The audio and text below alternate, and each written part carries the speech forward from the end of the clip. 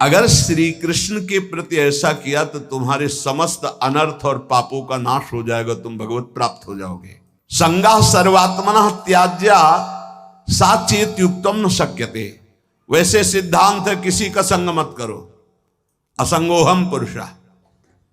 किसी का संग, महाभागवतों के संग को मोक्ष का खुला हुआ द्वार बताया गया, ये किसी में नहीं है, ये महाभागवत जन है। यहां कह रहे संगा सर्वात्मना त्याज्य, ये शरणागति की बात हो रही।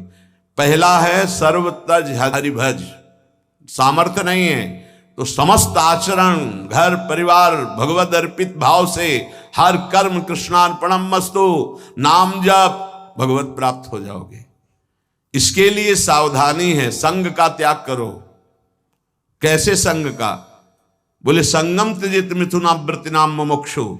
जो मिथुन कहते हैं दो को, जो दो के संयोग से सुख प्राप्त होता है।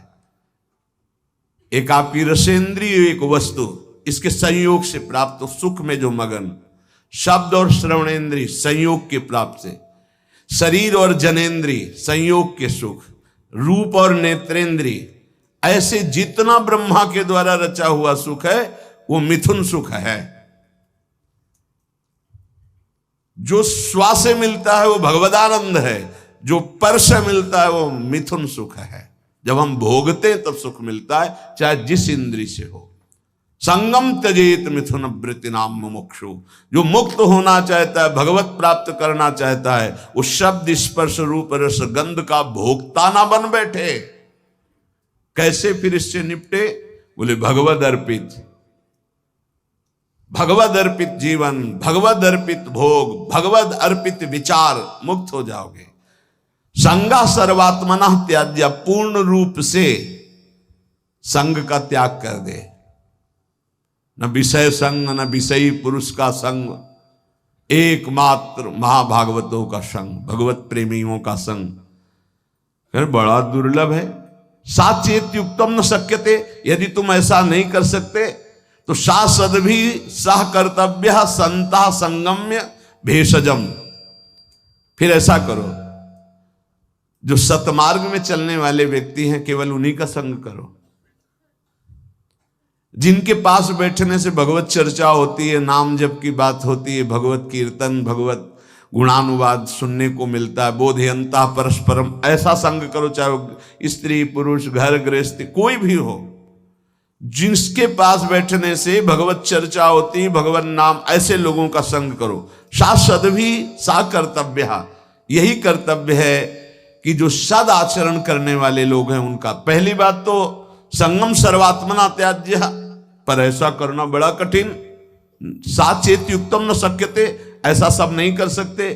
तो बोले संग करो। फिर किसका? बोले सासद भी, जो सदमार्ग में चलने वाले हैं, जो अपने कर्तव्य का पालन करने वाले हैं। संता संगस्य भेषजम, और कहीं संत समागम मिल जाए तब तो भौष रोग से निवृत्ति होने की औषधि है संतजन।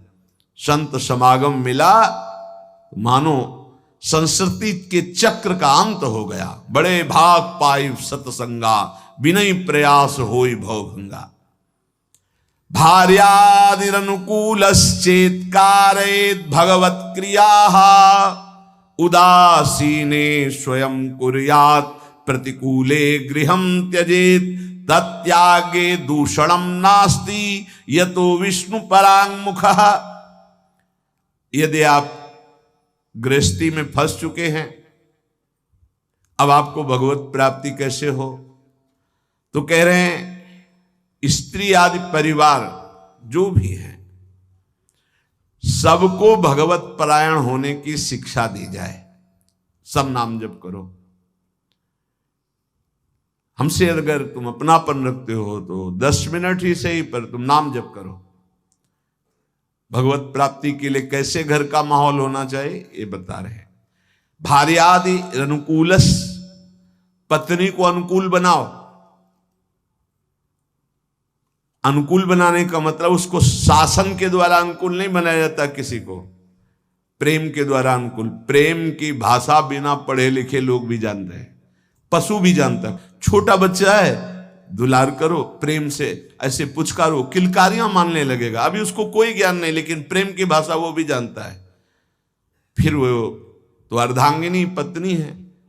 लोगों के हृदय में पता नहीं क्या धारणा बैठ गई है, पुरुष रूप में हो गए तो अपने को पता नहीं ब्रह्म मानते क्या मानते हैं, कि लड़की वाला ब्याह करने आ रहा है, तुमको अपनी बेटी तुम्हारे घर में भेज रहा है, तुम्हारे जीवन भर के लिए तुम्हारा साथी चुन रहा है, तो लड़की वाले की तरफ ऐसी भावना की जाती मानो कोई पाप करके आया हो, कि आज मेरी पुत्री सुंदर है, पढ़े लिखे है, पर हमारे पास धन नहीं, तो जहां जाता हूं अपमान होता है। नहीं, इतने में तो नहीं होगा ब्याह। तुम्हारा केवल लड़का है इसलिए तुम इतने गर्व में हो?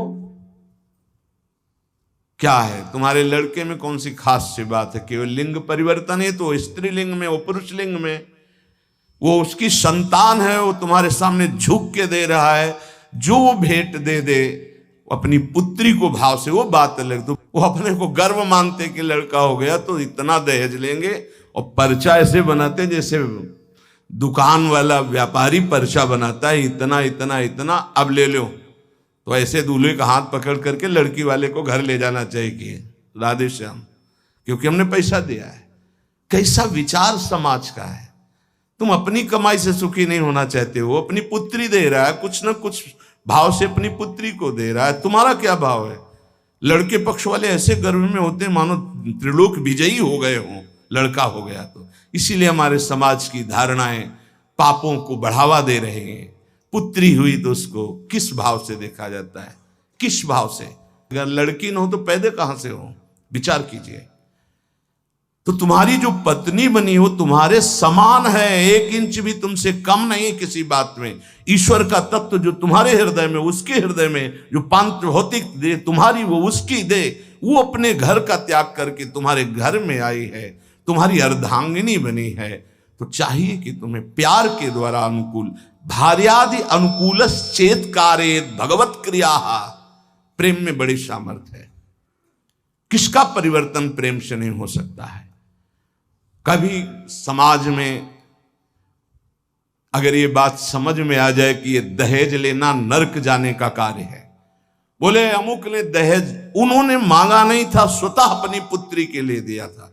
किसी को भी अगर हमारे व्यवहार में पुत्री के साथ बहुत सी सामग्री उत्साह के साथ देने का भाव तो उनके पास है और उन्होंने दिया अपनी पुत्री को, तो आपने मांगा तो नहीं, वर पक्ष ने मांगा तो नहीं, आज बेचा जाता है। कैसी समाज की दुर्व्यवस्था है। ना सत्संग सुनते हैं, ना शास्त्र समझते हैं। तो बच्चियों के प्रति कितना निकृष्ट भाव आ गया कि एक गरीब आदमी की यदि लड़की पैदा होती तो माथे पे हाथ रख करके सोचता है कि मेरा दुर्भाग्य। कोसते हैं कि तूने लड़की क्यों पैदा की। अरे अगर हमारी मां नहीं होती तो हम कहां से प्रकट हो जाते? वो मां है, वो दैवी शक्ति है जो प्रकट हुई है।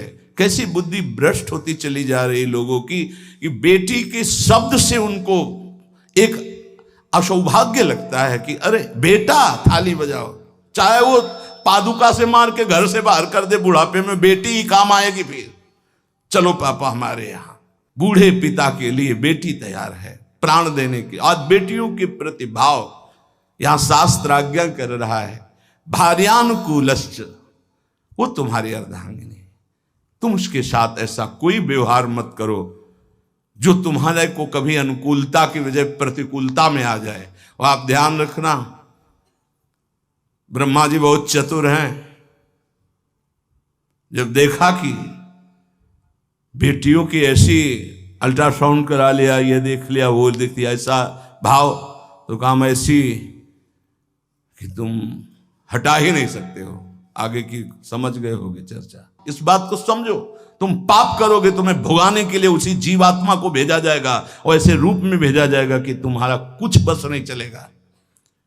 ये जो घर गृहस्थी में भ्रूण हत्या गर्भ हत्या में प्रार्थना करते हैं, आज वो समय नहीं कि बेटी हुई तो तुम्हें माथे पे हाथ रखना। आज राष्ट्रपति बनी बेटी भारत की। हम बार बार कहते हैं, अभी क्रिकेट मैच की पूरी बेटियां ही आई थी, बहादुर।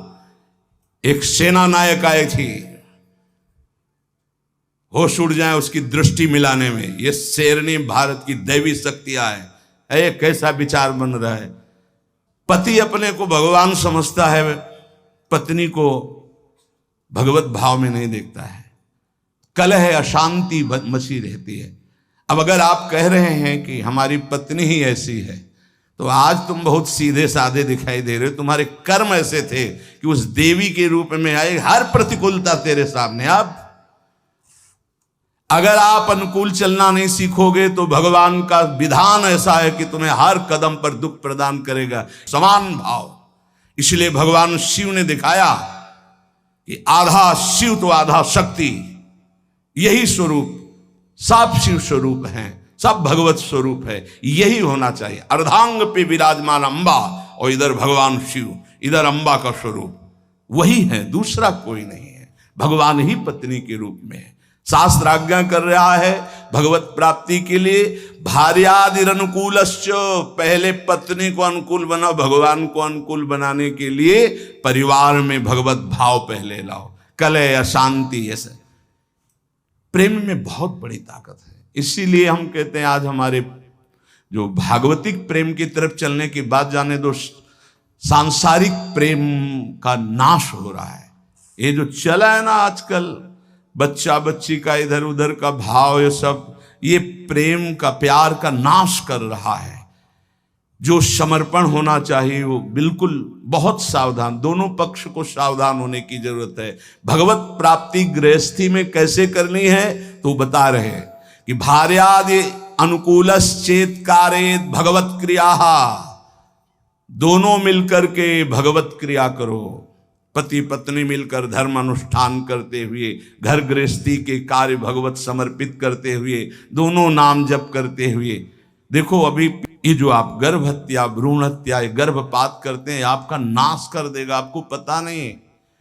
ऐसी जगह आपको पीटेगा कि आप न बता पाओगे न रो पाओगे। हमारी प्रार्थना मान लेना, ये जो गर्भस्थ शिशुओं के साथ अत्याचार होता है, इसका परिणाम बहुत बुरा होता है। महान तेजस्वी अस्वस्थामा ब्रह्म ऋषि, गर्भस्थ शिशु परीक्षित पर प्रहार किया तो ब्रह्म तेजहीन करके मुंडन करवा कर, आज भी वो त्राहिमाम बोलता हुआ जहां भी होगा अस्वस्थामा, आज भी वो परेशान घूम रहा, केवल गर्भस्थ शिशु परीक्षित पर ब्रह्म अस्त्र का प्रयोग करने के कारण।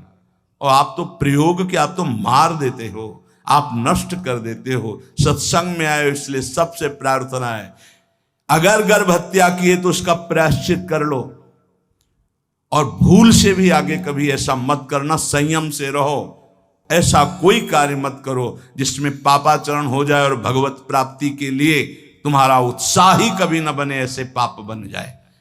भार्यादि अनुकूलश्च, ये हम इसलिए कि कई घटनाएं देखे। हम निमुआ घाट कानपुर में गंगा के किनारे, प्रायः जहां एकांतिक घाट होते थे तो वहां व्यवस्थाएं, जैसे जो है आश्रम है तो एक भिक्षा मिल गई, दूर कुटिया कई बनी हुई संतों की, खाली है तो कुछ वर्ष वहां रह जाते थे, वहां रुके। तो आसपास के बड़े जो वैष्णव प्रवृत्ति के थे, भक्त प्रवृत्ति के थे, वो प्रायः संतों का संग करने आया करते थे।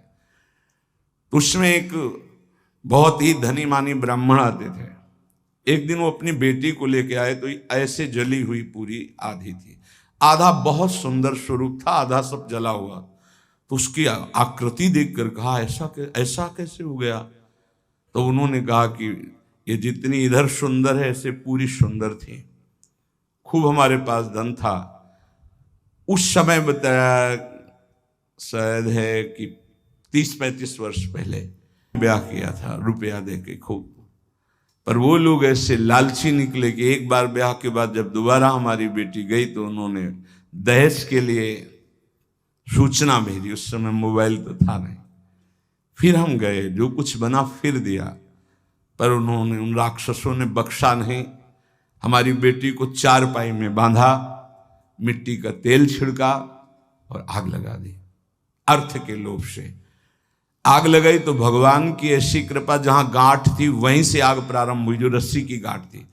अब जलने वाला चेष्टा फौरन खुल गई, तो जीना के पास ही चारपाई में जीना में चढ़ गई, चढ़ के बगल वाले घर में ऐसे छप्पर में कूद गई और नीचे गई तो वो उनके बड़े भाई का था, जिस भाई का लड़का ब्याह हुआ था उसके बड़े भाई, उनके पास राइफल था। उन्होंने जे ही देखा तो तत्काल कंबल से सुरक्षा की और राइफल निकाली, बाहर निकले, कहा राक्षसों हम तुम्हें बताएंगे, और उसकी सुरक्षा करके पुलिस तक पहुंचाई। बोले तब ये जिंदा हमें वापस हुई, मुकदमा चल रहा है। अब वो ऐसे पूरी जली हुई, क्या उसका अभिशाप उनको सुखी कभी होने दे, आगे चलकर किस योनियों में जाएंगे क्या पता। ये भावनाएं हटा देनी चाहिए। तुम्हारी दासी है ऐसी भावना नहीं रखें। हाँ, पत्नी को भाव रखना चाहिए कि मेरे प्राणनाथ भगवत स्वरूप हैं, मेरे पति हैं, तो ऐसे ही पत्नी के प्रति भी भाव रखा जाता है। ये मेरी अर्धांगिनी है, मेरी प्राण प्रिया है, इसका सर्वस्व अधिकार है हमारी संपत्ति पर, हमारे ऊपर। हम अगर कोई भी कार्य करेंगे तो इससे सलाह लेकर करेंगे, दोनों मिल करके। भार्यादि अनुकूलश्चेत् कारयेत् भगवत क्रिया, दोनों मिलकर कोई धर्मानुष्ठान करें। अकेले का गृहस्थी का विषय है, अकेले तुम बोले हम जा रहे हैं मुक्ति, नहीं, पहले अनुमति लीजिए। यहां तक कि महापुरुषों ने सन्यास भी लिया है तो पहले मनाया है, अनुमति ली है। जब उन्होंने अनुमति दे दी तब आगे की क्रिया हुई।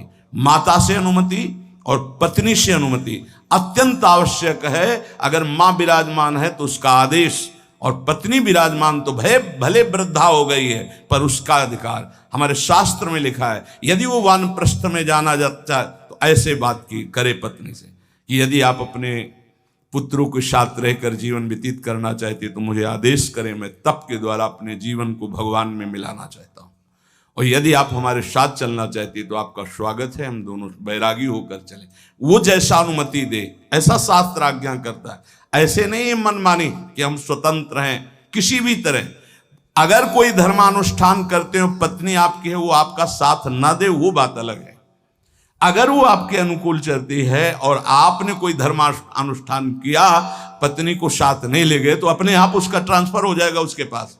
पाणिक ग्रहण की कोई खिलवाड़ नहीं, धर्मानुष्ठान ट्रांसफर हो जाएगा। और पूर्ण धर्म का संकल्प तभी माना जाएगा जब वो भार्या तुम्हारे वामांग में विराजमान होगी।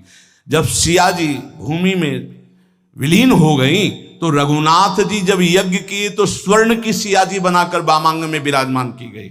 और तुम्हारी अर्धांगिनी विराजमान हो, तुम धर्मानुष्ठान करने जा रहे हो, सफल हो जाओगे। भार्यादि अनुकूलश्चेत् कारयेत् भगवत क्रियाः। गृहस्थी में हो तो तुम्हें पहले अपने परिवार को अनुकूल बनाना होगा, पत्नी को, माता पिता को, परिवार को भगवत स्वरूप मानते हुए अनुकूल उसको बनाओ धर्म के द्वारा, भागवत भाव के द्वारा। उदासीने स्वयं कुर्यात् प्रतिकूले गृहं त्यजेत्। यहां कह रहे हैं उनकी आज्ञा से सेवादि के द्वारा राजी करके फिर भजन की प्रवृत्ति बढ़ावे। पहले पति पत्नी को अनुकूल करे, परिवार को अनुकूल, जो भगवत प्राप्ति का रास्ता है। ऐसा नहीं जैसे एक दो लोग आए कि अब हम तो नहीं, दोनों राजी तो राजी, नहीं तो धर्म से चलो जैसी धर्म आज्ञा करती। पाणिक ग्रहण के समय ये श्रुतियां, ये शास्त्र जो साक्षी बनाए गए थे वो पति पत्नी के भाव से बनाए गए थे। वो तुम्हारी इच्छा नहीं, लेकिन उसकी भावना की पूर्ति के लिए आपको गृहस्थ धर्म स्वीकार करना चाहिए। अगर भगवत भाव के विरुद्ध और बहुत ही कुटिल स्वभाव है तो देखो यहां शास्त्र का आज्ञा कह रहा है, एकदम विरुद्ध, धर्म विरुद्ध, भगवत भाव विरुद्ध, बिल्कुल कुटिल व्यवहार, तो फिर बात अलग है कि अब वो धर्म में साथ नहीं दे रही तो आप धर्म करो। फिर भी पाणिक ग्रहण किया तो धर्म का हिस्सा उसके समीप जाएगा, उसका कल्याण होगा। ऐसे कोई खिलवाड़ नहीं पाणिक ग्रहण करना। जो परांगमुख, भगवत परांगमुख, भगवत विमुख है, वो कोई भी हो, फिर तो जाके प्रिय, ये सिद्धांत तब लागू, जाके प्रिय न राम वैदेही तजिए ताहि कोटि वैरीशम जद्यप परम शनेहि। अनुकूलस्य संकल्पाः प्रतिकूल विसर्जनम रक्षस्यतीति विश्वासो भरतत्वे वर्णे यथा आत्मनैव वेद्य कार्पण्ये षड्विधा शरणागते है। अब शरणागति का स्वरूप समझिए। प्रभु के अनुकूल सदैव चलना, इस शरणागति का संकल्प कर लेना चाहिए। जो गीता में, भागवत में जो गुरुजनों ने, संतों ने आदेश किया है वो प्रभु के अनुकूल है। श्री कृष्ण अनुकूलेन प्रतिकूलस्य विसर्जनम, भगवान के, गुरु के, संतों के वाक्यों के प्रतिकूल कभी न चलना। अनुकूलस्य संकल्पाः, ये जीवन भर के लिए संकल्प लिया जाए अपने लोग मिलकर कि प्राण चाहे चले जाएं, धर्म के विरुद्ध आचरण नहीं करेंगे। प्रतिकूलस्य विसर्जनम, प्रतिकूल आचरण कभी हम प्रभु के नहीं करेंगे, प्रतिकूल आचरण नहीं करेंगे। भूल न दें कुमारग पाऊं, और रक्षिष्यतीति विश्वासो, मेरे भगवान मेरी रक्षा करेंगे, पक्का विश्वास बना लो। शरणागति की तरफ कदम बढ़ाने के लिए ये पक्का विश्वास बना लो, भगवान मेरी रक्षा। कई जगह ऐसी देखा है। एक जगह हम फूल चयन कर रहे थे प्रभु के लिए। अब चित्त वृत्ति प्रियाजू में फूलों को देख, ये फूल ऐसा, और कदम आगे बढ़ रहे थे और वो वाकूफ था, जैसे किसी ने हमको ऐसे रोक दिया। अचानक दृष्टि ऐसे ऐसे रोका, जैसे मानो कोई धक्का मारो, तो एकदम ऐसे अगला कदम जो गिरने वाला था, वो एक एक कदम पे प्रभु, एक एक कदम पे, पूरे जीवन की बात कह रहे, एक एक कदम पे प्रभु ने रक्षा की, प्रभु ने ही रक्षा की। तो रक्षिष्यतीति विश्वासो, दृढ़ विश्वास करो, जिनकी तुम शरण में हो, तुम्हारे को हर समय देख रहे, तुम्हारी रक्षा करेंगे। कभी अगर ऐसी घटना दिखाई दे कि भगवान ने भक्त की रक्षा नहीं की, तो पहली बात है कि बाहरी आडंबर है, भक्ति में विश्वास निष्ठा नहीं है। पहली बात मान लीजिए। बाहर से कभी कभी इतना लुभावना स्वरूप होता है कि हनुमान जी जैसे परम ज्ञानी भी लुभायमान हो जाते हैं। जिस समय वो राम राम का कीर्तन कर रहा था, संत भेष था, पर्णकुटी थी, सरोवर था, बिल्कुल फिट ऐसा लग रहा था, जन्म जन्मांतरों से ऋषि ही है, वो है कालनेमी राक्षस था ना। हनुमान जी जैसे परम ज्ञानी प्रभावित हुए कि नहीं हुए? जाके प्रणाम किया, बोले मैं बैठे बैठे देख रहा हूं। अब रावण का पार्षद, उसको पता है युद्ध हो रहा है, बोले राम रावण युद्ध हो रहा है। महाराज आप, मुझे पता है आप संजीवनी बूटी लेने जा रहे हैं। अरे महाराज आप तो त्रिका लग गए। बोले हाँ, तुमको भी त्रिका लग बना सकता हूं। महाराज आदेश करो। वो नहा के आओ, गुरु मंत्र दे रहे हैं। बिल्कुल भोले भगत की तरह हनुमान जी महाराज है। स्नान करने गए तो रघुनाथ जी ने प्रेरणा करी मकरी को, जब पकड़ा हनुमान जी को, हनुमान जी ने मुष्टिका का प्रहार किया, तो वो देवी की रूप, अप्सरा के रूप में प्रकट हुई और कहा ये राक्षस है, भगत नहीं है। अच्छा, बोले कालनेमी राक्षस है, केवल आपको भगवान के सेवा से विमुख करना चाहता है, क्योंकि ये किसी भी तरह रात व्यतीत हो जाए ऐसा। बोले ऐसी सोच को तो हम तत्काल नष्ट करते हैं। हनुमान जी के बोले आओ गुरु मंत्र ले। बोले नहीं, पहले गुरु दक्षिणा ले आप। पूछ में लपेटा, गुरु दक्षिणा दी, जय श्री राम, देर नहीं लगी, पहुंच गए द्रोणागिरी पर्वत। तो कभी कभी ऐसा होता है कि हम जैसे देख रहे हैं तो ऐसा नहीं होता। दूसरी बात, कभी कभी ऐसा होता है कि किसी भगवत प्राप्त महात्मा के ऊपर भी ऐसी घटनाएं देखी गई, उनका अंतिम निर्णय ऐसा ही भगवान ने पहले से निश्चय कर रखा है।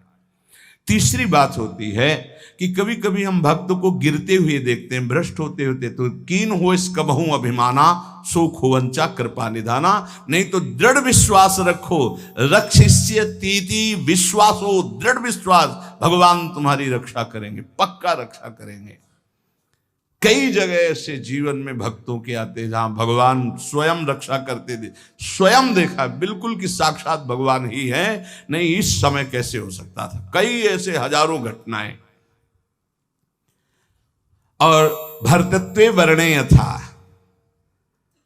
जैसे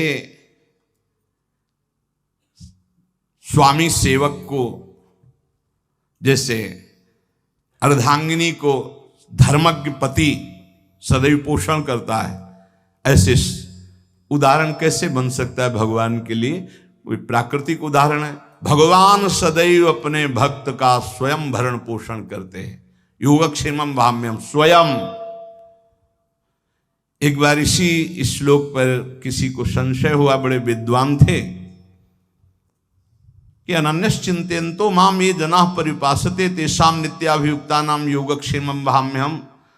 जो मेरा अनन्य चिंतन करता है उसके योगक्षेम का वाहन मैं करता हूं। तो बोले कभी ऐसा नहीं। भगवान को चाहिए था कि कराम्यहम्, मैं करवा देता हूं व्यवस्था। वाम्यम क्या स्वयं आते हैं? तो उन्होंने ऐसे काट करके गीता के शब्द को लिखा कराम्यहम्, लिखा योगक्षेमम वाम्यहम्, उन्होंने लिखा कराम्यहम्। अब जो विघ्न शुरू हुआ, कई दिन भारी वर्षा, ना भोजन, ना कोई जजमान, न कोई, हर अव्यवस्था ही अव्यवस्था, त्राहिमाम मच गया। स्वयं भगवान श्याम सुंदर भोजन की सामग्री सब लेकर के आए। जब वो घर पे नहीं थे, गए हुए थे, देखा बड़ा सुंदर बालक और यहां से खून निकल रहा है, रक्त निकल रहा है। तो उन्होंने कहा कि बेटा ये कैसे? उनकी पत्नी ने कहा। तो उन्होंने कहा माँ, ये जो विद्वान ब्राह्मण तुम्हारे पति हैं, उन्होंने चाकू से हमें काट दिया है। ऐसे निर्दयी कैसे हो सकते हैं? तुम किनके बेटे हो, कौन हो? बोले मत जानो, मैं आपको भी और आपके पंडित जी को भी बहुत प्यार करता हूं। ये लो सामग्री, कई दिनों के लिए ऐसी सामग्री, और ये लो रत्न रख दिया, इन्हीं से खूब खाते पीते रहना। उनको बता देना कि ऐसे अपराध न किया करें। जब पंडित जी लौट के आए तो उनकी अर्धांगिनी, तुम इतने निर्दयी हो गए हो, तुमने इतने सुंदर सुकोमल बालक के भाल पर चाकू मार दी? पागल हो, पागलों जैसी बात कर। बोले विश्वास करो, देखो ये सामग्री, ये रत्न आदि वो रख गए हैं। और नौकिशोर बालक था, 14 वर्ष का, और वो कह रहा था पंडित जी ने। तो उनको, ओहो, मैंने गीता जी के एक शब्द को काटा था, वाम्यहम्। ओ प्रभु मुझे क्षमा करो, मुझे पता नहीं था, हम तो शब्द समझ रहे थे। गीता जी तो साक्षात आपका अंग है, वांग्मय स्वरूप है। और आज मुझे पता चल गया कि आप वाम्यहम् स्वयं करते हैं, कराम्यहम् किसी को भेजते नहीं, स्वयं आते हैं। हम पहचान नहीं पाते, श्री कृष्ण स्वरूप में आते हैं। तो विश्वासो भरतत्वे वर्णे यथा, भगवान तुम्हारे जीवन भर और जीवन के बाद का भी ठेका लेते हैं यदि तुम शरणागत हो।